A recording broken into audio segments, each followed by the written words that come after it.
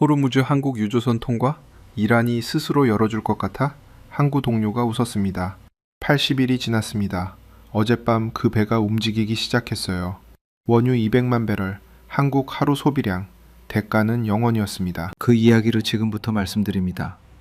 3월 초였어요. 두바이 항구 관제탑 아래였습니다. 야르모가 달려왔거든요. 오만 출신 해운 중개인, 저보다 16년 선배인 친구예요. 니코스, 들었어? 한국 배 26척이 지금 해협 안에 갇혔대. 31년차 해운 중개인의 손이 그때 처음으로 서류 위에서 굳었습니다. 항구 바람이 올라왔거든요. 기름 냄새와 소금기가 뒤섞인 이 부두 특유의 냄새였어요. 호수음이 나왔습니다. 유리창 너머 탱커선 불빛이 밤바다 위에서 흔들리고 있었어요. 26척? 그래봤자 이란이 받아낼 때까지 못 나오지. 오랫동안 봐온 패턴이야. 야르모가 고개를 끄덕였어요. 한국이 뭘 내놓을 것 같아? 이란이 원하는 숫자를 모르는 게 문제가 아니야. 낼 용기가 있냐가 문제지. 그 말을 하면서 한 가지가 걸렸습니다. 한국이라는 나라를 이 바닥에서 오래 봐왔거든요. 삼성, 현대, 하나오션에서 만든 배들을 이 두 손으로 중개해온 사람이에요. 한국이 만든 배가 얼마나 단단한지는 알았는데요. 그런데 이건 배의 문제가 아니었더라고요. 이건 이란과의 협상이었죠. 이 해협을 아십니까? 한국이 쓰는 기름의 95%가 이 좁은 물길을 지납니다. 폭이 겨우 39km밖에 안 돼요. 서울에서 수원까지 거리잖아요. 그 좁은 길목에 하루 100척 넘는 배가 지나가는 거예요. 막히면 아시아 전체가 에너지 공백에 빠지고 말아요. 한국 유조선 26척이 그 안에 묶였습니다. 그중 하나가 유니버설 위노호였어요. 거제도 조선소에서 2019년에 진수한 30만 톤짜리 초대형 유조선이에요. 선원 21명이 타고 있었어요. 한국인이 9명이었습니다. 쿠웨이트에서 원유를 가득 채우고 울산으로 향하려다 발이 묶인 배였거든요. 원유 200만 배럴이에요. 한국 사람 전체가 하루에 쓰는 기름의 양입니다. 그게 3월부터 바다 위에서 멈춰 있었어요. 야르모가 어느 날 또 찾아온 거예요. 니코스, 한국 외교부가 직접 이란 외교장관한테 전화를 넣었다는데 발걸음이 굳었어요. 외교부가? 전화 한 통으로? 코웃음이 다시 나왔습니다. 전화 한 통으로 이란이 열어줄 거라고? 이 바닥에서 그런 일은 한 번도 본 적이 없었거든요. 단 한 번도. 호르무즈 한국 유조선 통과, 외교 통화 한 번에? 말이 안 됐습니다. 그게 이 바닥 상식이었죠. 그런데 80일이 지났는데요. 어젯밤이었어요. 뭔가가 움직이기 시작했습니다. 진짜 충격은 그 다음이었어요. 두바이 항만청 회의실에서 나온 건 오전 11시였습니다. 회의는 2시간 만에 끝났어요. 정확히는 결론 없이 흩어진 거였거든요. 테이블에 앉은 사람이 12명이었는데요. 일본 선사 담당자, 그리스 중개인, 아랍에미리트 석유공사 관계자, 싱가포르 해운사, 전부 다 호르무즈 항공 유조선 통과 문제로 모인 사람들이었습니다. 아무도 답을 몰랐어요. 복도로 나오자 열기가 먼저 왔습니다. 두바이 5월의 낮이었거든요. 아스팔트가 아지랑이를 피어올리고 있었어요. 야르모가 등 뒤에서 따라 나오며 말했습니다. 니코스, 한국 선사들이 지금 완전히 패닉이야. 걸음을 멈추지 않았어요. 패닉? 당연하지. 돈을 얼마나 낼 준비를 했느냐 문제인데 아직 결정을 못한 거잖아. 야르모가 한 박자 늦게 따라붙었어요. 그런데 한국 외교부가 이란한테 직접 선을 댄다는데? 선을 대는 거야. 이란이 받아들이는 건 다른 문제고. 항구 쪽으로 걸어갔습니다. 부두 끝에 서면 탱커선이 보이거든요. 이 바닥 사람들은 배를 봐야 생각이 정리돼요. 호르무즈 한국 유조선 통과. 그 말이 머릿속에서 계속 맴돌았습니다. 31년 동안 이 바다를 봐왔는데요. 이란이 막은 해협이 외교통화 한 번에 열린 적이 없었거든요. 단 한 번도. 부두에 닿았어요. 항구 냄새가 달랐습니다. 일반 부두하고 달리 유조선 터미널 쪽은 기름 냄새가 무겁거든요. 공기 자체가 끈적한 느낌이에요. 선박 도장 냄새가 기름 냄새랑 뒤섞이는 거죠. 아직 봄이었는데도 햇빛이 철판 위에서 튀어올랐어요. 저 멀리 정박한 탱커선들이 보였습니다. 그게 평소 같으면 20척 넘게 대기 중이어야 했는데요. 12척뿐이었어요. 나머지는 어디 갔겠어요? 호르무즈 안쪽에 갇혔겠죠. 새로운 팩트가 그날 아침 들어왔거든요. 호르무즈가 막히자 우회 항로가 열렸는데요. 사우디 쪽 육상 송유관을 타거나 아프리카 남단 희망봉을 돌아오는 방법이에요. 문제는 비용이었습니다. 기존 항로보다 수송비가 50에서 80% 뛰어요. 배 한 척에 추가로 드는 돈이 수십억 원이에요. 그게 한국만의 문제가 아니었어요. 중국도, 일본도, 인도도 전부 같은 상황이었거든요. 근데 이상한 게 있었어요. 다른 나라들은 우회 항로로 서둘러 방향을 틀었는데요. 한국 선사들은 일부가 버티고 있었어요. 해협 안에서요. 야르모한테 물었습니다. 한국대들이 왜 안 나와? 우회하면 되잖아. 야르모가 잠깐 생각하다 말했어요. 한국 정부에서 기다리라고 했다는 말이 있어. 발이 굳었습니다. 기다리라고? 이 바닥에서 기다리는 건 돈이에요. 시간이 곧 비용이에요. 하루 못 끼면 선박 용선료, 선원 인건비, 원유 대기 비용이 쌓여요. 유니버설 위노 하나만 해도 3월부터 묶였으니 2달치가 쌓인 거잖아요. 그걸 알면서도 기다리라고 했다면 뭔가 다른 판을 짜고 있다는 거였어요. 야르모가 손으로 수평선 쪽을 가리켰습니다. 저 안에 한국 선원들이 있어. 2달째야. 알고 있었어요. 그래도 말은 못했습니다. 바람이 등 쪽에서 불어왔거든요. 짭짤하고 묵직한 바람이었어요. 발밑에서 파도 소리가 쇠부두에 부딪혀 울렸습니다. 그날 밤 사무실로 돌아와 수치를 다시 펼쳐봤어요. 한국이 수입하는 원유 95%가 이 해협을 통과합니다. 다른 나라도 의존하는데 한국이 특히 심한 이유가 있어요. 대체 수입선이 상대적으로 적거든요. 미국산 원유는 가격이 높고요. 중앙아시아는 파이프라인을 따로 연결해야 하고요. 러시아산은 국제 제재로 막혀 있죠. 결국 중동이에요.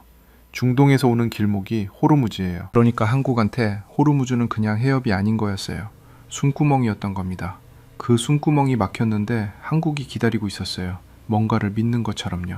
솔직히 궁금했습니다. 그런데 인정하기가 싫었어요. 31년이 아직 흔들릴 준비가 안 됐거든요. 그러던 5월 초였습니다. 소식이 들어왔어요.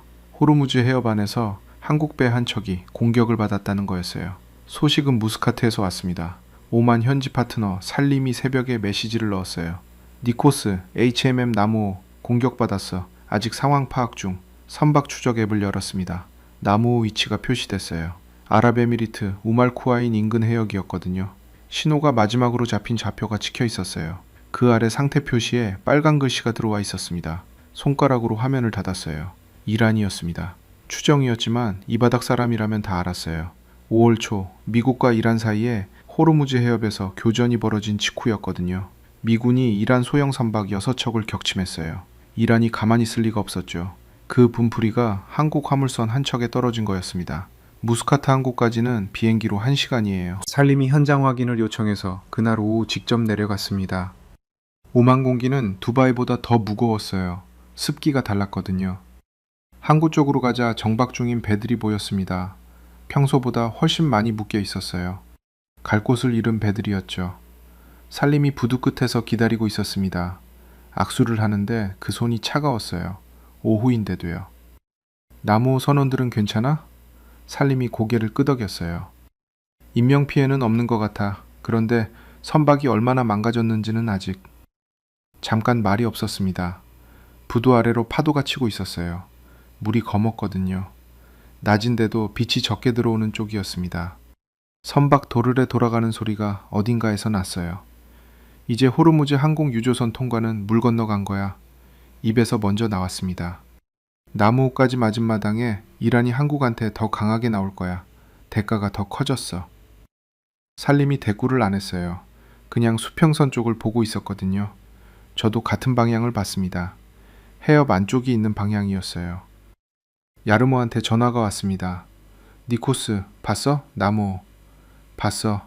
이제 협상이 더 복잡해졌지. 그런데 이상해. 한국 외교부가 포기를 안 해. 계속 이란 쪽에 채널을 유지하고 있다는데. 전화기를 귀에서 조금 떼었다가 다시 붙였어요. 채널을 유지한다고? 나무호 맞은 마당에? 이 바닥 논리로는 말이 안 됐습니다. 배 한 척을 공격받으면 협상이 냉각되는 게 정상이거든요. 상대가 강경하게 나왔다는 신호니까요. 잠시 물러서야 해요. 근데 한국은 채널을 더 유지하고 있다는 거잖아요. 무슨 배짱인지 이해가 안 됐어요. 아니면 무슨 계산인지. 살림이 옆에서 조용히 말했습니다. 무조건 대가를 치르게 될 거야. 피격당한 쪽이 약해진 거니까. 고개를 끄덕였어요. 맞아. 한국이 이제 이란한테 더 많이 줘야 할 상황이 됐어. 그게 이 바닥 철칙이었거든요. 호르무즈 한국 유조선 통과. 그 앞에 이제 나무호 피격이라는 무게가 더 얹힌 거예요. 불리한 쪽이 더 내놓아야 협상 테이블이 열립니다. 그날 저녁 무스카트 항구 식당에서 밥을 먹었어요. 살림이 생선구이를 시켰고 저는 그냥 차를 마셨습니다. 식욕이 없었거든요. 한국 선원들이 2달째 저 안에 있어. 살림이 수저를 내려놓으며 말했어요. 배 안에 9명이나. 언제까지 기다릴 수 있겠어. 찻잔을 2손으로 감쌌습니다. 뜨겁지 않았어요. 이미 식어 있었거든요. 할 말이 없었습니다. 이 해협에서 오랫동안 일하면서 이런 상황을 여러 번 봤거든요. 선원들이 묶이는 건 항상 협상 카드가 돼요. 사람이 카드가 되는 거예요. 그게 이 바닥이에요. 근데 오늘따라 그 생각을 쉽게 못 하겠는 거예요. 살림이 다시 말했습니다. 한국이 4번 외교 채널을 넣었다는데 전쟁 터지고 나서 4번이나. 수가 많기는 했어요. 그래도 이란이 받아들일 거라는 생각은 안 했습니다. 나무호를 공격한 쪽이 채널을 열어줄 이유가 뭐가 있겠어요? 무스카트 밤 공기가 창문 틈으로 들어왔습니다. 짠 냄새가 났어요. 기름 냄새도 섞여 있었어요. 항구 도시의 밤이었거든요. 어딘가에서 백고동 소리가 울렸습니다. 멀었어요. 아주 멀었어요. 그리고 2주가 더 지났습니다. 한국 외교부 장관이 이란 외교장관한테 직접 전화를 넣은 날이었어요. 야르모한테서 전화가 온 건 저녁 8시였습니다. 두바이 사무실에 혼자 있었어요. 서류 더미 앞에 앉아 선박 일정표를 보고 있었는데요. 전화기 화면에 야르모 이름이 뜨는 순간 뭔가 심상치 않다는 느낌이 왔거든요. 야르모가 저녁에 전화를 잘 안 하는 사람이에요. 니코스, 한국 외교장관이 이란 외교장관한테 직접 전화를 넣었대. 알아, 전에도 그런 얘기 있었잖아. 아니, 이번엔 달라. 아라그치한테 직접 넣은 거야. 이란 외교부 장관. 손이 멈췄습니다. 아라그치는 이란 외교 라인에서 실세예요. 이 이름이 나오면 얘기가 달라지거든요. 형식적인 채널이 아니라는 거잖아요. 언제? 오늘이야. 그래서 야르모가 잠깐 말을 멈췄어요. 내일 아침에 이란 쪽에서 뭔가 답이 온다는 말이 돌아. 전화를 끊었습니다. 사무실 형광등 소리만 남았어요. 낮고 일정한 소리였거든요. 창문 너머로 두바이 야경이 보였습니다. 불빛이 가득했어요. 일어났어요. 코트를 집어들고 항구 쪽으로 걸어갔습니다. 이런 날에는 앉아서 생각하면 안 돼요. 발을 움직여야 해요. 배 공기가 낮보다 무거웠습니다. 5월 두바이는 밤에도 기온이 안 내려가거든요. 부두 쪽 조명이 검은 바다 위에 긴 줄기를 만들고 있었어요. 철판 위를 걷는 발소리가 또각또각 울렸습니다. 생각을 정리했어요. 조현 외교장관이 아라그치한테 전화를 넣었다. 나무호가 피격당한 직후에. 그게 다음날 답이 온다. 이 바닥에서 외교 통화 하나로 이란이 움직인 사례는 없었어요. 돈이 오가거나 다른 무언가가 오가거나 그래야 이란이 열어줬거든요. 호르무즈 한국 유조선 통과가 외교 한 통으로 가능하다고? 말이 안 됐어요. 그래도 발이 빨라졌습니다. 부두 끝까지 걸어갔어요. 거기 서면 항구 불빛이 뒤로 물러나고 바다가 앞에 와요. 어둠 속에서 멀리 선박 한kop등 불빛이 보였습니다. 빨간 것, 초록 것, 흰 것들이 느리게 움직였어요. 저 배들 어딘가에 지금 이 순간도 기다리는 사람들이 있겠죠? 그날 밤은 잠을 길게 못 잤습니다. 다음날 오전이었어요. 야르모한테서 문자가 왔거든요. 딱 한 줄이었어요. 이란이 유니버설 위노우 통과 허가를 통고했대. 문자를 3번 읽었습니다. 통보, 허가, 통과. 주먹을 쥐었어요. 허가가 났다고요? 진짜로? 통화 다음 날에? 나무호를 피격한 그 이란이? 사무실로 뛰어가다시피 들어왔습니다. 야르모한테 전화를 눌렀어요.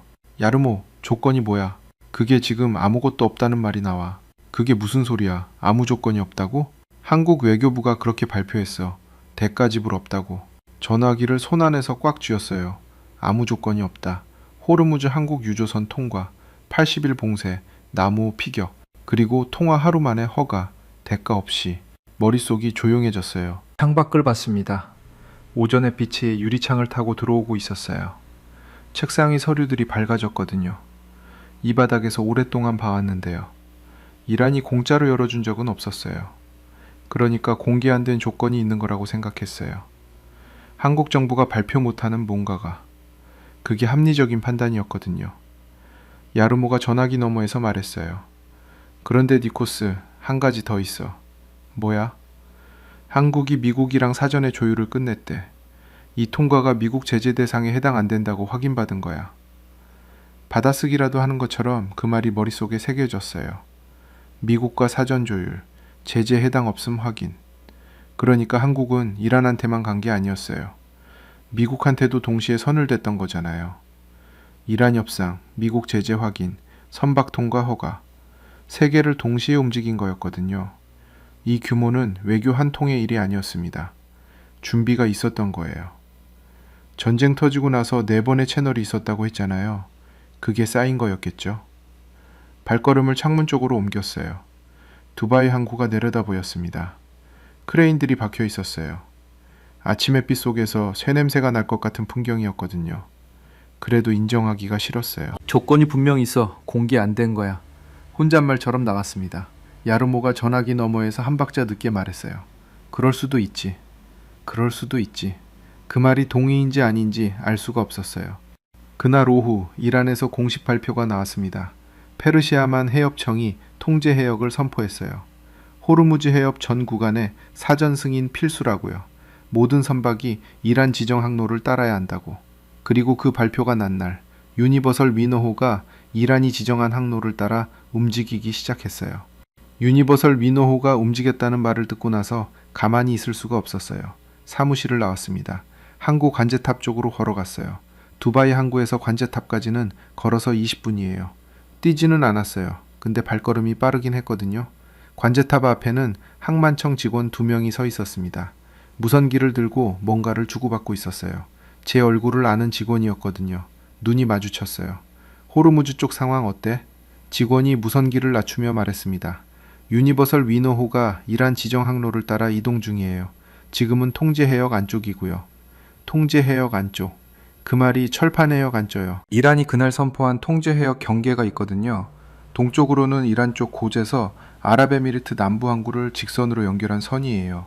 서쪽으로는 이란 섬 끝단과 아랍에미리트 우말쿠아인을 잇는 선이고요. 그 사이가 이란이 관리하겠다고 선포한 해역이었습니다. 배가 그 안에 있다는 거잖아요.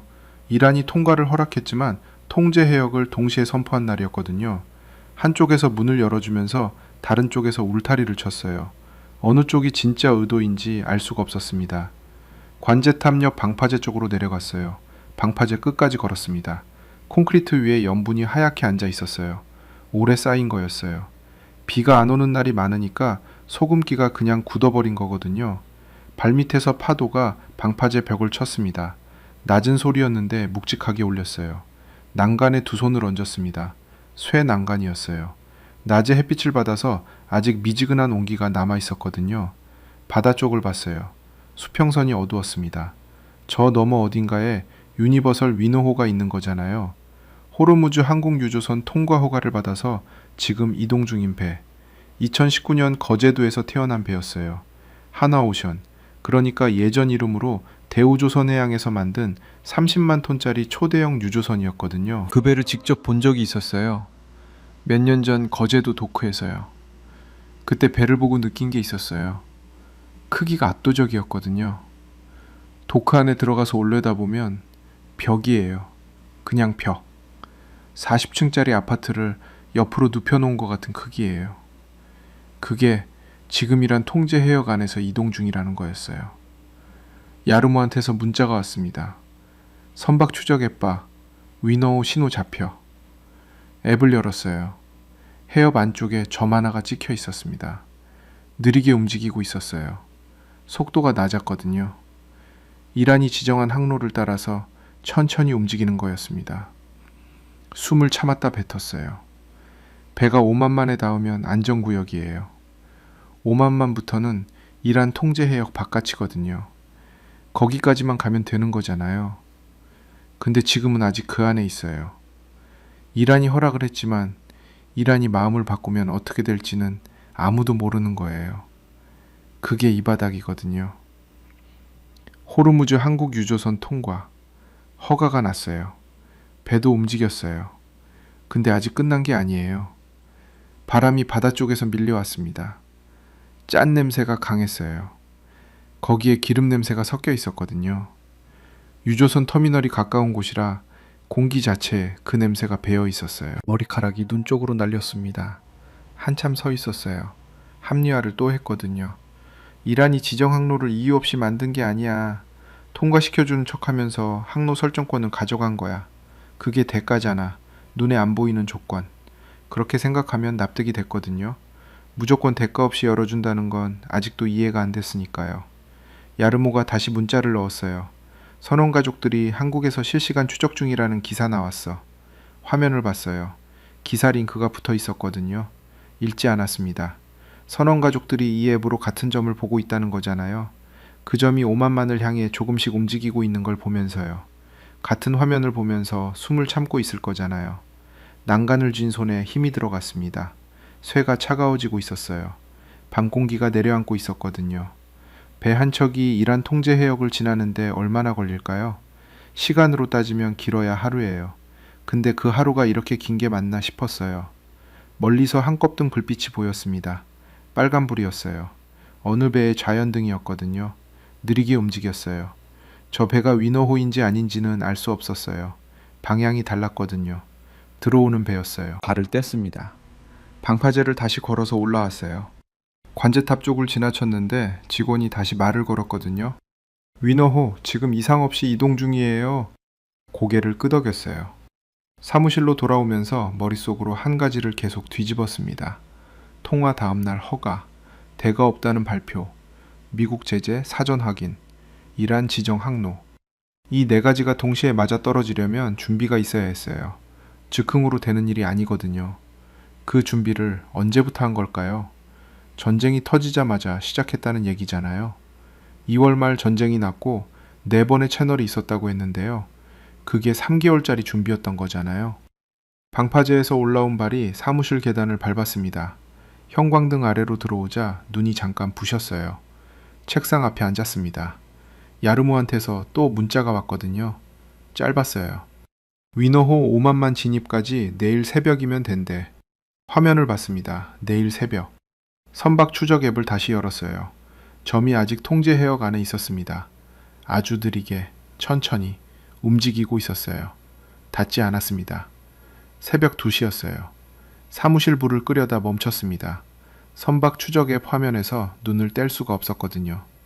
유니버설 위너호가 조금씩 움직이고 있었어요. 이란 통제 해역 서쪽 경계선이 화면에 가상의 선으로 그어져 있었습니다. 그 선을 위너호가 얼마나 벗어났는지 계속 재고 있었어요.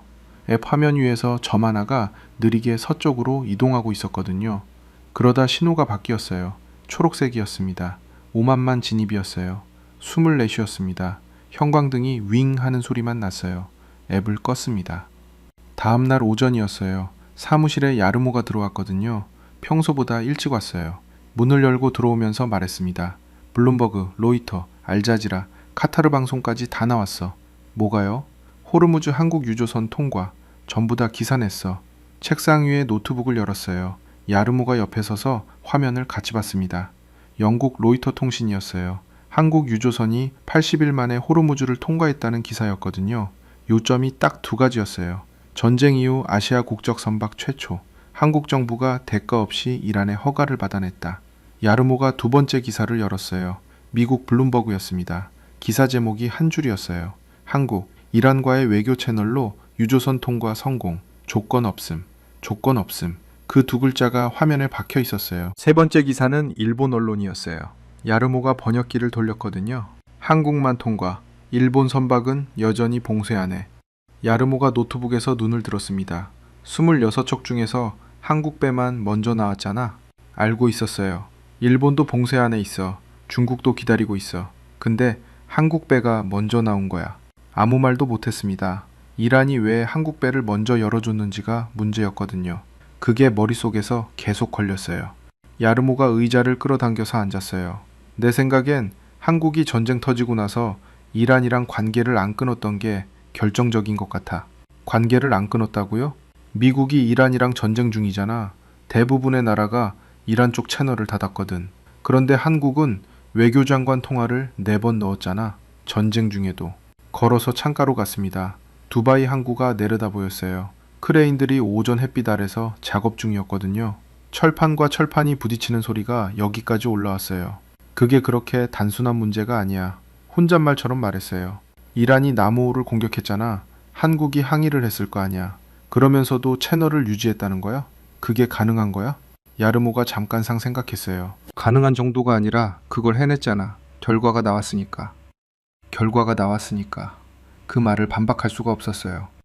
호르무즈 한국 유조선 통과, 80일 봉쇄, 남우호 피격, 그리고 대가 없는 통과 허가, 사실이었습니다.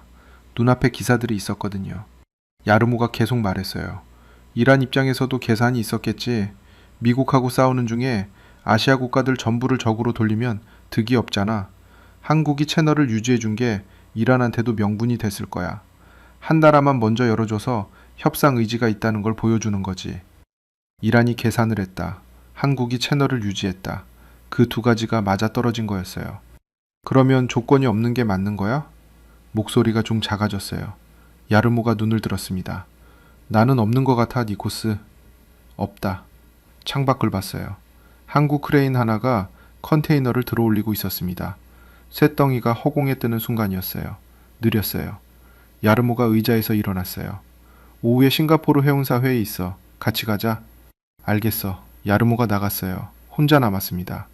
이란 외교장관이 왜 한국 장관 전화를 받았는지가 아직도 걸렸어요. 설명은 됐는데요. 납득이 완전히 된 건 아니었거든요. 납득이 안 된 채로 사실을 받아들여야 하는 상황이었어요. 오후 회의는 두바이 항만청 소회의실이었습니다. 싱가포르 선사 담당자 최 씨가 와 있었어요.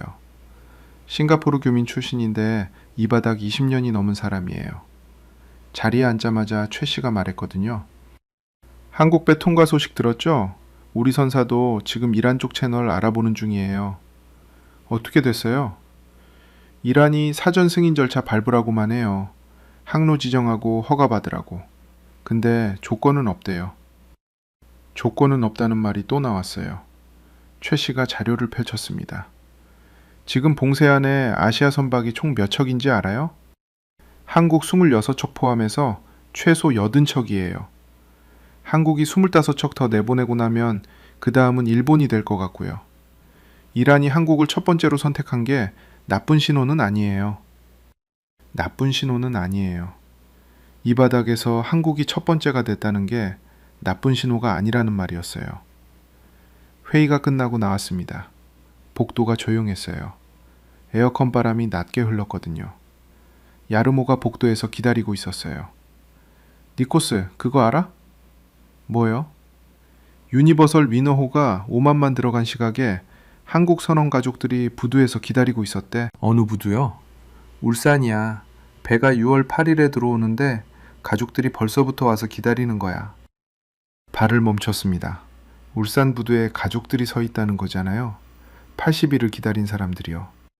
목 어딘가가 조여드는 느낌이었어요. 기침처럼 뭔가가 올라왔는데 말은 안 나왔어요. 야르모가 어깨를 한번 두드리고 앞서 걸었습니다. 혼자 복도에 잠깐 서 있었어요. 에어컨 소리가 낮게 울렸습니다. 그날 저녁이었어요. 두바이 사무실 창고 쪽을 정리하다가 뭔가를 찾아야 할 게 있었어요. 서류 파일들이 쌓인 선반 사이를 뒤지는데요.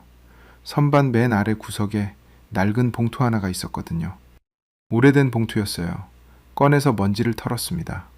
손 위에 놓인 봉투가 가벼웠어요. 안에 뭐가 있는지는 알았어요. 두바이에 처음 왔을 때 챙겨온 거였거든요. 오래전 일이었습니다. 봉투 안에는 종이 한 장이 있었습니다. 아버지 배의 선적 서류였어요. 1973년이었거든요. 그리스 피레우스 항에서 페르시아만으로 출항한 선박 기록이었습니다. 그 항해는 중간에 멈췄어요. 오일 쇼크였거든요. 호르무즈 앞에서 돌아와야 했던 그 항해의 증거였어요. 아버지가 이걸 버리지 않으셨거든요. 두바이에 올 때 제 손에 직접 쥐어주셨어요. 이 해협은 쉽게 보면 안 된다. 한번 막히면 아무것도 지나가지 못한다. 종이를 다시 봉투에 넣었습니다. 선반 위에 올려두고 창고에서 나왔어요. 발이 항구 쪽으로 향했습니다. 저녁 무렵이었어요. 두바이 해가 낮아지는 시간이었거든요. 부두 끝까지 걸어갔어요. 그 자리에 누군가 먼저 와 있었습니다. 노인이었어요. 이르는 넘어 보이는 분이었거든요. 허리가 조금 굽어 있었어요. 수평선 쪽을 보고 서 계셨습니다. 가까이 가서 보니 한국분이었어요. 옷차림이 서울에서 오신 것 같았거든요. 옆에 서서 같은 방향을 봤어요. 해가 낮아지면서 바다가 붉어지고 있었습니다. 파도 소리가 낮고 일정하게 올라왔거든요. 노인이 먼저 말씀하셨어요. 저 방향이죠? 무슨 말씀인지 알았습니다. 네, 오만만 방향이에요. 노인이 고개를 끄덕이셨어요. 저 배에 아들이 있어요. 가슴 한쪽이 조여들었습니다. 뭘 말해야 할지 몰랐거든요. 5만 만에 들어갔다고요? 겨우 물었어요. 어젯밤이에요. 연락받았어요. 이제 안전하다고. 노인의 목소리가 낮았어요. 떨리지 않았거든요. 오래 참아온 사람의 목소리였습니다. 몇 달이나 됐죠? 80일이에요. 80일. 이 바닥에서 일하는 사람한테 그 숫자는 용선료 손실이고 대기 비용이에요. 근데 이분한테는 아들이 바다 위에 있었던 날들이었던 거잖아요. 어디서 오셨어요? 울산이요. 배 들어오는 날까지 여기 있으려고요. 울산에서 두바이까지. 배가 6월 8일에야 들어오는데. 노인이 다시 수평선을 보셨어요. 바람이 바다 쪽에서 밀려왔습니다. 짠 냄새가 진하게 왔거든요. 1976년에 이 근방에서 일했어요. 노인이 말씀하셨어요. 쿠웨이트였어요. 정유 설비 공사 현장이었거든요. 발이 굳었습니다. 그때도 이 바다가 이 바다였어요. 뜨겁고 짜고 기름 냄새 났어요. 1976년 한국이 중동 건설 현장에 사람들을 보내던 그 시절이었거든요. 쿠웨이트, 사우디, 아부다비 그 땡볕 아래서 그분들이 일했어요. 노인이 말씀을 이으셨어요. 그때는 여기 오는 게 소원이었어요. 돈 벌어서 자식 공부시키는 게 다였거든요. 이 바다에서 벌어서 자식 공부시킨 분이 지금 그 자식이 이 바다에서 돌아오기를 기다리고 있는 거잖아요. 세대가 바뀌었는데 바다는 그대로였어요. 말이 오래 안 나왔습니다. 부두 아래에서 파도가 쇠벽을 치는 소리가 계속 들렸어요. 여러분, 오늘 이 이야기를 듣고 계신 분들, 1976년 쿠웨이트 정유 공사장에서 1979년 사우디 리야드 고속도로 공사 현장에서 두꺼운 장갑을 끼고 철근을 잡으셨던 분들, 그 손으로 번 돈이 자식 대학 등록금이 됐고 그 자식이 배를 타고 이 바다에서 일하고 있는 거잖아요. 여러분의 그 세월이 오늘 이 호르무즈 한국 유조선 통과를 가능하게 한 뿌리예요. 한국이 중동에 계속 사람을 보내고 관계를 쌓고 그 관계가 외교가 됐거든요. 그 외교가 80일 봉쇄를 뚫었어요. 여러분이 이 바다에서 처음 일하셨던 그 시간들이 오늘 저 배 안의 아들들을 집으로 보내는 힘이 된 거잖아요. 노인이 한 발 앞으로 나오셨어요. 부두끈 난간에 두 손을 올리셨습니다. 아들이 이 일을 시작할 때 말렸어요. 이 바다 위험하다고. 말씀이 잠깐 멈추셨어요. 근데 이제 그 아이가 이 바다에서 한국 기름을 싣고 돌아오는 거잖아요. 그 한마디가 왔습니다. 호르무즈 한국 유조선 통과. 이 바닥에서 오랫동안 봐왔는데 이란이 공짜로 열어준 적 없다고. 대가가 없을 리 없다고. 줄곧 그렇게 버텼잖아요. 입안에 뭔가가 올라왔어요. 목에서 한번 막혔거든요. 입을 열었는데 처음엔 소리가 안 나왔어요. 바람이 등 뒤에서 세게 밀어왔습니다. 짠 냄새가 코 안으로 가득 들어왔거든요. 틀렸습니다. 오래 걸린 두 글자였어요. 한국 외교가 3개월을 준비한 걸 이 바닥 논리로만 봤던 거예요. 돈이 오가야 된다. 대가가 있어야 된다. 그 생각이 틀렸던 거잖아요. 노인이 수평선에서 눈을 떼지 않으셨어요. 낙조가 바다 위에 퍼지고 있었거든요. 붉은색이 물 위에서 느리게 흔들렸습니다. 아들한테 연락 한번 해드려요. 겨우 말했어요. 노인이 고개를 한번 끄덕이셨습니다. 아무 말씀도 더 안 하셨어요. 그냥 그 자리에 서 계셨거든요. 바다를 보면서요. 한참 같이 서 있었습니다. 부두 아래 파도 소리가 계속 올라왔어요. 낮고 일정하게요. 그리고 다음날 아침이었습니다. 야르모한테서 전화가 왔거든요. 야르모한테서 전화가 온 건 아침 7시였습니다. 니코스, 유니버설 위너호 5만만 완전 진입 확인됐어. 이제 안전구역이야. 전화를 끊었어요. 창고에서 들고 온 봉투가 책상 위에 있었거든요. 아버지 배의 1973년 선적 서류. 호르무즈 앞에서 돌아와야 했던 그 항해의 기록. 손을 얹었습니다. 종이의 오래된 감촉에 손바닥에 닿았어요. 빳빳하지 않았거든요.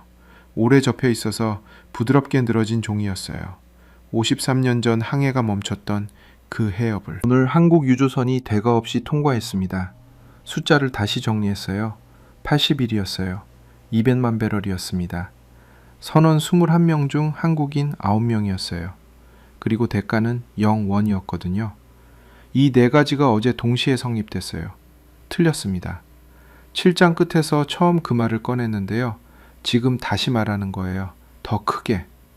이 바닥에서 오랫동안 봐오면서 만들어 온 생각이 있었거든요. 일하는 돈이 오가야 열어준다. 협상에는 반드시 대가가 따른다. 그게 호르무즈의 규칙이다. 그게 틀렸어요. 정확히는 반만 맞았던 거였어요. 대가가 없었던 게 아니에요. 대가가 달랐던 거예요. 돈이 아니라 관계였어요. 거래가 아니라 신뢰였거든요. 전쟁이 터지고 나서 한국이 4번 채널을 열었어요. 남우호가 피격당한 직후에도 채널을 유지했어요. 미국과 사전에 조율을 끝냈어요. 항의할 것은 항의하면서 문은 닫지 않았어요. 그게 3개월짜리 대가였던 거잖아요. 눈에 안 보이는 종류의 대가요. 이 바닥 논리로는 계산이 안 되는 그런 거였어요. 솔직히 말씀드릴게요. 처음에 비웃었어요. 외교 한 통으로 이란이 열어줄 것 같냐고. 나무호 맞은 마당에 대가가 더 커졌다고. 조건이 없다는 발표를 믿지 않았어요. 그 생각들이 전부 이 바닥 논리였거든요. 그 논리가 이번엔 틀렸어요. 한국이 쓴 방법은 다른 종류의 방법이었습니다. 어젯밤 노인이 서 계셨잖아요. 1976년 쿠웨이트에서 일하셨던 분이요. 그분이 이 바다에서 번 돈으로 자식 키웠고 그 자식이 이 바다에서 한국 기름을 싣고 오늘 돌아오는 거잖아요. 그 세대가 중동과 관계를 만들었어요. 건설 현장에서, 정유소에서, 이 항구들에서요. 그 관계가 쌓여서 외교가 됐고 그 외교가 80일 봉쇄를 뚫은 거잖아요. 이 바닥에서 오래 일했는데요. 관계가 자상이라는 말을 알고 있었어요. 근데 이렇게 실제로 보게 될 줄은 몰랐습니다. 사무실 문을 열었어요. 복도로 나왔습니다. 야르모가 자기 자리에 앉아 있었거든요. 눈이 마주쳤어요. 야르모가 말했어요. 잘 됐지? 고개를 끄덕였습니다. 야르모가 웃었어요. 이 바닥에서 오래 함께 일한 사람의 웃음이었거든요. 말이 많지 않아도 되는 사람이에요. 항구 쪽으로 걸어갔습니다. 밖으로 나오자 아침 공기가 낮게 깔려 있었어요. 두바이 5월 아침은 아직 버틸만한 온도거든요. 오후가 되면 달라지지만요. 부두까지 걸었어요. 평소에 자주 서던 자리였습니다. 부두 끝에 섰어요. 발밑에 파도 소리가 낮게 울렸거든요. 쇠 부두를 치는 소리였어요. 묵직하고 일정했습니다. 바다가 오전 햇빛을 받아서 반짝이고 있었어요. 기름 냄새가 올라왔습니다. 짠 냄새도 같이요. 이 부두 특유의 냄새였어요. 오래 맡아온 냄새였거든요. 수평선 저쪽 어딘가에 유니버설 위노호가 있겠죠? 오만만 안에서 울산을 향해 항로를 잡고 있겠죠. 6월 8일에 울산에 들어오면요. 어젯밤 그 노인이 부두에서 기다리고 있겠죠. 아들이 내리는 걸 보실 거잖아요. 25척이 아직 해협 안에 있어요. 유니버설 위노호는 그중 첫 번째였을 뿐이에요. 이제 25척도 나와야 해요. 그 협상도 계속될 거예요. 이 바다는 쉬운 바다가 아니에요. 아버지도 그랬고 어젯밤 노인도 그랬고 선원 9명도 80일을 거기서 버텼어요. 근데 한 가지는 알겠어요. 대가 없이 뚫는 나라가 에너지를 지키는 나라라는 거요. 돈으로 사는 통로는 돈이 더 많은 나라한테 빼앗겨요. 관계로 만든 통로는 쉽게 닫히지 않는다는 거잖아요. 봉투를 코트 안주머니에 넣었어요. 아버지 서류요. 오늘은 이걸 가지고 다니고 싶었거든요. 부두에 한참 서 있었습니다. 파도 소리가 계속 올라왔어요. 낮고 일정하게요. 저 멀리 탱커선 한 척이 항구로 들어오고 있었습니다. 느리게요. 아주 느리게. 어느 나라 배인지는 몰랐어요. 어디서 오는지도 몰랐고요. 그냥 봤습니다. 백고동 소리가 한번 울렸어요. 낮고 길게요. 바람이 등 뒤에서 왔습니다. 짠 바람이었어요.